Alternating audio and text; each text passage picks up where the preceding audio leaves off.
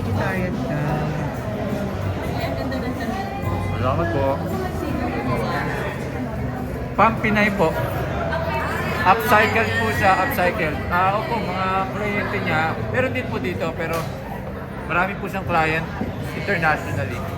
Pero pang Viva Max pala ang katawan. Ay, gano'n po ba? Ito po ay gawa sa upcycled fabric. Mga retaso na pinagsama-sama for Mother Earth. Yeah. Eh, anong role mo sa pelikula? Si Satanas po. Oo, yun nga. Ay, ikaw. Okay na Okay. din nabasa namin. Magalit ang tatay mo. Okay na kayo. Hindi naman po siya yata nagalit. Kasi po hindi naman siya sumigaw. Parang, parang nagtampo yata. Bakit nagtampo?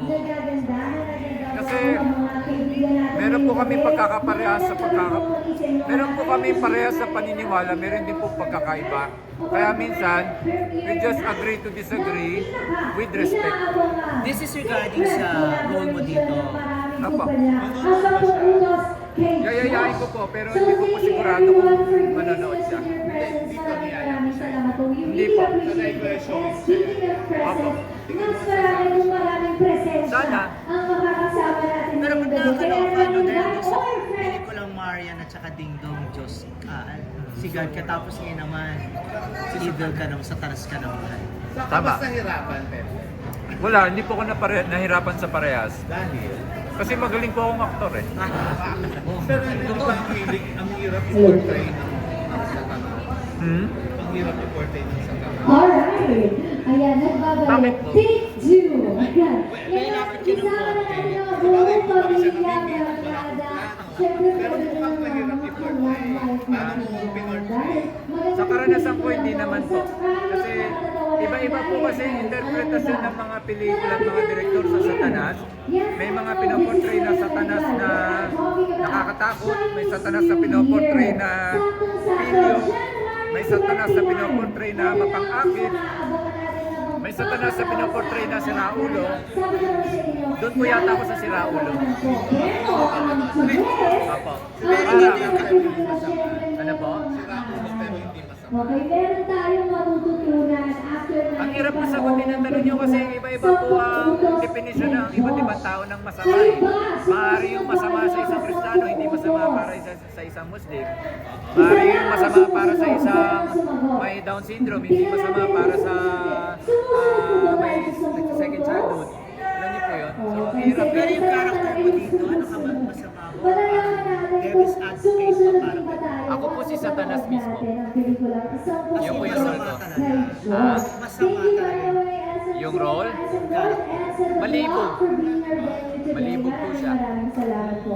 Hindi ka ba nagkaroon ng second thought na gano'n Siyempre, dito? aabangan natin ang mga Wala po. artista na makakasama natin ngayong gabi. Siyempre, ang bumibida sa pelikula sa pag-utos kay Josh, na nandito naman din sa ating malaking backdrop. Tama po. Siyempre, Hindi Gerald po ako nagdalawang isip. Gusto niyo po bang malaman kung bakit? Okay. Kasi kung ayaw niyo malaman bakit, pwede naman sabihin ko lang hindi po. Kasi po, bilang isang tao na nanamumuhay, ayon sa palagay ko, gustong mangyari ng ating may likha para sa ating lahat. Naniniwala po ako na kailangan bilang isang artista, gampanan ko po ang buong sabog ng buhay at kabilang buhay para maunawaan natin ng gusto kung ano nga ba yung tama o mali, yung maitim sa puti, yung mainit sa malamig, at alam niyo na po kung ano pa yung iba. Madasalin ka ba? Ha? Madasalin ka ba? Ayaw po, idol ko si Papa Jesus. Ay, masaya po. Pero, Ayan. Kaya abangan Born Catholic yan. nagdasal ka ba bago mo ginampanan ng road ito, bago mo tinangkap? Palagi po ako nagdadasal sa araw-araw, hindi ko po mabibilang kung ilang beses ako nagdadasal. Basta pag nararamdaman ko gusto ko magdasal at kailangan ko magdasal sa isang araw. Kaysa nagdadrive ako, kaysa umiihi ako, kaysa kumakain ako, kaysa tumatay ako. Kaysa bago ako matulog, kahit ano pang ginagawa ko, nagdadasal ko. Matagal pero hindi naman mahirap. Ilang oras eh. Hindi ko po matamalaya ito ilang oras kasi nakikipagkwentuhan po ako sa makeup artist and prosthetics team. First time na nakaprosthetics ka na, yung first ito ay isang secret collaboration ng Viva Films at Natawa po ako, nakakatawa yung tsura niya. Studio Viva. Tinatawag Pero natin hindi itong naman, Holy hindi yun nag-manifest sa'yo in any Holy way. Comedy. Again, ang title po ng Spirit pelikula o yung natin ay Sampung Ang Utos ginagawa kay mo. Josh. Malakas po kasi yung pananalig ko sa Diyos.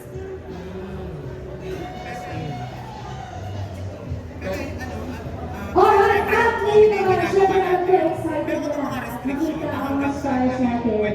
Kaya naman Wala po. ngayon, punta muna tayo sa producer ng pelikula.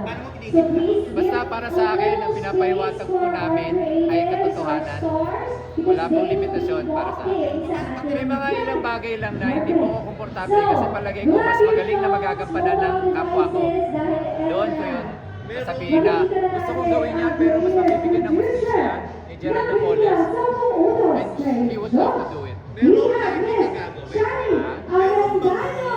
specific role na hindi mo gagawin. Oh, kahit anong role po na magpapakita ng titi. So, hindi mo kaya, hindi mo kaya magpakita ng video. Kaya ko po pero ayoko po gawin yan sa anak kong babae. Nice to see you again. So kaya mo, pero ayaw. Kamusta, kamusta? Pero alam mo, parang wala ka namang kinatatakutan o kinilang ng mga artista. Pero ito, meron ka bang parang artista Kayo ang unang may intimidate ka if na ever Viva na ngayong taon na makasama to. sa pelikula, maka-eksena mo. Wala po. As in, kahit sino. Meron kang pangarap na makasama sa film. Marami po. Mga tatlo. Nora Honor. Dahil, Kasi magaling siya eh.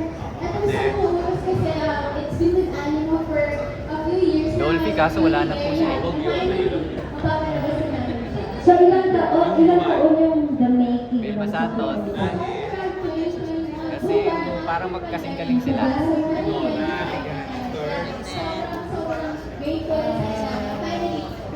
Maricel Soriano po. dahil, Ayan, at Ganun din po ang dahilan. Sa mga lalaki naman. Lalaki. Si Maricel Soriano po pagka nag-decide siya magpakabit ng titi. Hindi, joke lang po ha. Joke lang po sa Diamond Star. Ang gusto ko pong lalaki makatrabaho, una sa lahat ay si Noni Boy Camino. Pangalawa ay, marami po ha, pero yung mga una ko lang na maiisip. Nakasama na rin po. Nakasama na po pero hindi mahabang eksena. Pangalawa po ay si Love Diaz. Pangatlo ay si... Meron malalaman natin ang masasagot ang tanong na yan. Pangatlo po ay Pag si- nakarating sa pangulo si Josh. Thank you very much, Miss Jerry. Ronnie Lazaro. Thank you. Please stay for the follow-up. Napanood ko po siyang aktor sa isang pelikula eh. Thank you. One more daw. Photo. Balik muna, balik. May instance naman namin ng pelikula. Hindi natuwa. Hindi ko alam kung napikon o pero hindi natuwa. By the way, 10 unos kay Josh. Opo, pero hindi ko na maalala eh. Parang naalala ko na yung moment. Pero sa mga kapamilya ko, marami. po ang pwedeng manood. So kung birthday niyo si January 29 at 15 years old kayo, Depende po sa level nung hindi nila pagkatuwa eh. Pagka umiyak sila, syempre, you will feel bad and you will say sorry. Pero pagka nainis lang, medyo matatawa pa rin, pero pinipigilan ko na. Maraming salamat. At sumunod sa Essence Cinema, of course, we would like to give thanks to Pino.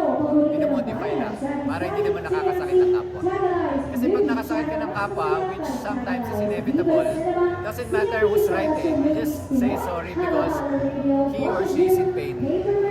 So we say sorry, sincerely.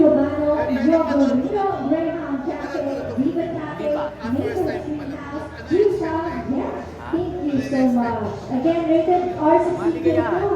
Also, we would like to acknowledge the production and executive producer. Pero pareho kayo ni Gerald na kumityante at magaling din naman kumante. Was there a time na parang hindi naman competition in a way, parang hindi naman rivalry, parang minsan yung level minsan hindi naman competition, pero yung minsan sinasabi ko na Naintindihan ko po, naintindihan ko. Sabi po nila, minsan hindi raw po yun naiiwasan, pero kung ako tatanungin nyo, ayoko po nun. Collaborative po ako eh. So, sabi nila minsan nakakasapaw ako dahil ang lakas ng personality ko. Eh, what can I do? Ganun talaga ako, di ba? Hindi, pero yung mga kaibigan ko po, alam nila to na si Pepe talaga. Si Gerald, kung may role siyang gusto at gusto ko rin, kayang-kaya ko pong ipaubaya yun sa kanya kasi mahal ko po siya. Let us cheers to that and watch the movie, ladies and gentlemen.